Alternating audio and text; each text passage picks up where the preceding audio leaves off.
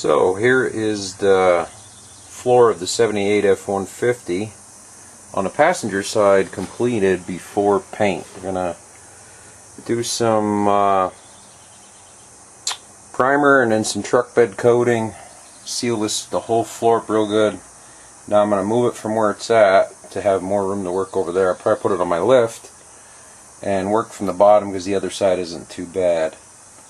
But this here is all done. I tied the cab mount with the floor. Showed a little bit of that. Used a piece here. Just had some galvanized laying around.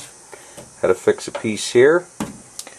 Basically showing you this way here how I do it. The other side's going to be pretty much the same with pop rivets. I'll also show the finish on that after I paint it.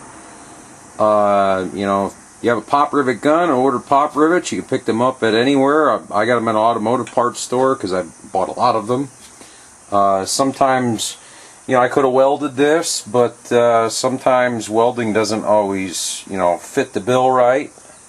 I've been repairing floors like this for years. As you can see, it's pretty solid now. I'll show you a view from the bottom. Here's a view from the bottom. Not so dramatic, but hey, this is DIY repair here, all done by myself. I mean, I ordered the panels, but this truck here should last a long time for me. It doesn't see a lot of miles, but a lot of sentimental value.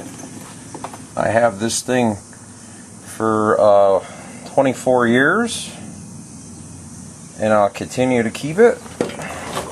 I tried the shape around as much as I could to reuse what I can.